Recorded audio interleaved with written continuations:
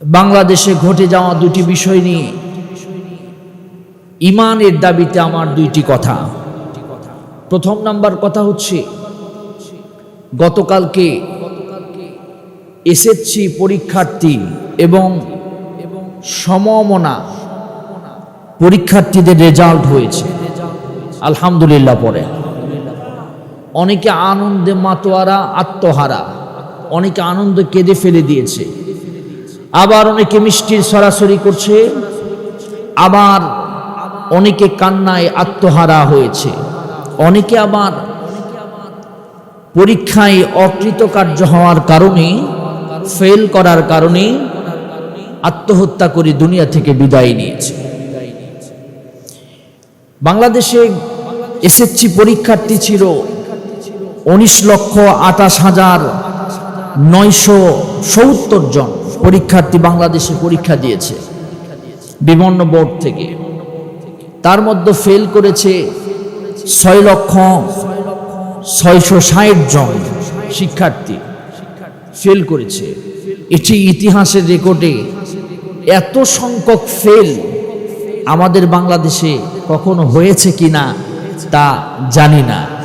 তবে এর যে অবস্থা, কি জন্য এই ফেলটুকু হলো, ছাত্রছাত্রীর দোষ নাকি প্রতিষ্ঠানের দোষ, নাকি চক্রান্ত করে ভাবমূর্তি নষ্ট করার জন্য এই ফেল করানো হয়েছে, এটি প্রথমত তদন্তে নিয়ে এসে দেখা দরকার। কথা বলেন ঠিক কি না?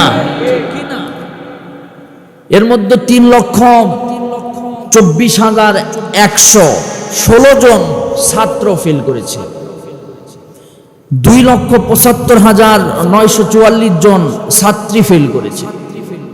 পাশের হার 68.45%। এ প্লাস পেয়েছে 1,39,000 ছাত্রছাত্রী এ প্লাস পেয়েছে।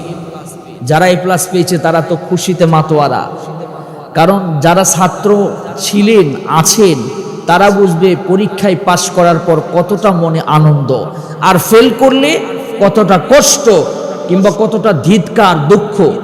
কিন্তু আমরা দুনিয়ার পরীক্ষায় ফেল পাশের হিসাব করি, হিসাব কষি, কিন্তু প্রকৃত আল্লাহর কাছে আমরা ফেল করছি না পাশ করছি সে বিষয়ে আমরা কেউ কিন্তু কোনোদিন হিসাব কষি না। কথা বলেন ঠিক কি না? আমার জীবনে যে ফেল করেই আছি আল্লাহর কাছে, সে বিষয়টা আমরা এখনো হিসাব করতে পারিনি। আত্মহত্যা করেছে অনেক মেয়ে ছেলে, পরীক্ষার রেজাল্ট শুনে দুনিয়া থেকে বিদায় নিয়েছে। আত্মহত্যা করার কি আছে? এক পরীক্ষার ফেল আপনাকে আগামী কাজে আপনাকে সহযোগিতা করতে পারে, একবার না পারিলে দেখো শতবার, প্রবাদ বাক্য আছে। এই জন্য ছাত্রছাত্রীদেরকে বলবো, সামান্য রেজাল্ট খারাপ হলেই যে আপনি হতাশ হয়ে যাবেন, বিষয়টা এমন নয়। 3.50 পেয়েছে আমার দেখা, এসএসসিতে 3.50 পেয়েছে, এইচএসসিতে প্লাস পেয়েছে এবং বিশ্ববিদ্যালয়ের শিক্ষক হয়েছে। সে ডক্টরেট কমপ্লিট করে একটা কোটা হঠাৎ করে এসেছে, সে বিশ্ববিদ্যালয়ের শিক্ষক হয়ে গিয়েছে।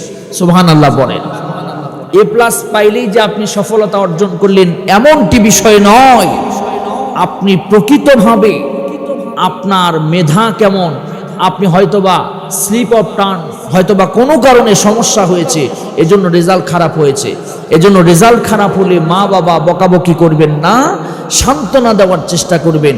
আর যারা আত্মহত্যার পথ বেছে নেন তাদেরকে বলবো, আত্মহত্যা করলে এই দুনিয়ার যে পরীক্ষা, এই পরীক্ষাতেও ফেল করলেন, আল্লাহর পরীক্ষাতেও আপনি একদম জিরো পেয়ে গেলেন। কথা বলেন ঠিক কি না? কারণ আত্মহত্যা করা ইসলামে জায়েজ আছে? জোরে বলেন জায়েজ আছে? যে ব্যক্তি আত্মহত্যা করলো সে সরাসরি কবিরা গুনাহ করলো, সে সরাসরি আল্লাহ পাকের জাহান্নামে গেল। এই জন্য এই পরীক্ষা থেকে আমাদের শিক্ষা কি? জীবনের প্রত্যেকটা পরীক্ষা থেকে আমাদের শিক্ষা হলো, আমরা যেমন আমাদের ছেলে মেয়েদেরকে আমরা যখন শিক্ষার্থী ছিলাম তখন যেমন পরীক্ষায় পাস করার জন্য, ভালো রেজাল্ট করার জন্য আমরা যেমন পরিশ্রম করতাম, আমরা যেমন সুন্দরভাবে বিভিন্ন বিষয়ে আঞ্জাম দিতাম, আমি আপনাদেরকে বলি একজন মুমিন হিসাবে, একজন দিনদার হিসাবে আল্লাহর পরীক্ষায় পাস না করলে আপনি কোনোদিন আল্লাহর জান্নাতে যেতে পারবেন না। জান্নাতে যেতে পারবে? আল্লাহ রাব্বুল আলামিন সূরা আল বাকারা অনেক জায়গায় আল্লাহ পরীক্ষার কথা বলেছেন, বিশেষ করে সূরা আল বাকারা আল্লাহ রাব্বুল আলামিন 5টা পরীক্ষার কথা বলেছেন। এই 5টা পরীক্ষায় কোনো মুমিন যদি পাস করে আল্লাহর জান্নাতে চলে যাবে, আর এই 5টা পরীক্ষায় যদি কোনো মুমিন ফেল করে সে আল্লাহ পাকের জাহান্নামে চলে যাবে। ওয়ালানাবলুওয়ান্নাকুম বিশাইইম মিনাল খাউফি ওয়াল জুই ওয়া নাকসিম মিনাল আমওয়ালি ওয়াল আনফুসি ওয়াস الثمرات وبشر الصابرين الذين إذا أصابتهم مصيبة قالوا إنا لله وإنا إليه راجعون। জোরে বলেন আল্লাহু আকবার। আল্লাহ রাব্বুল আলামিন বলেন ওয়ালানাবলুওয়ান্নাকুম বিশাইইম মিনাল খাউফি, তোমাদেরকে ভয় দিয়ে পরীক্ষা করা হবে, ক্ষুধা দিয়ে পরীক্ষা করা হবে, ধন সম্পদ দিয়ে পরীক্ষা করা হবে, তোমাদের ফল ফসলের ক্ষতি দিয়ে পরীক্ষা করা হবে। এই সকল বিষয়ে যদি তোমরা ধৈর্য ধারণ করতে পারো, আর এই পরীক্ষা যখন তোমাদের সামনে আসবে তখন তোমরা যদি আল্লাহর জন্য নিবেদিত হয়ে বলতে পারো ইন্না লিল্লাহি ওয়া ইন্না ইলাইহি রাজিউন, এই কথা বলে যদি নিজেকে সান্ত্বনা দিতে পারো, ইনশাআল্লাহ তুমি আল্লাহর পরীক্ষায় পাশ করে আল্লাহর জান্নাতে চলে যাবে। সুবহানাল্লাহ বলে। তাহলে আমাদেরকে আল্লাহর পরীক্ষায়, দুনিয়ার পরীক্ষাতে পাশ করতে হবে, আল্লাহর পরীক্ষাতেও কোনোভাবেই ফেল করা যাবে। অন্তত ইব্রাহিমের সন্তান হিসেবে 33 পাইতে হবে। হযরত ইব্রাহিম আল্লাহর পরীক্ষায় 100তে 100 পেয়েছেন, অন্তত ইব্রাহিমের সন্তান হিসাবে 33 না পাইলে আমরা আল্লাহর জান্নাতে যেতে পারবো না।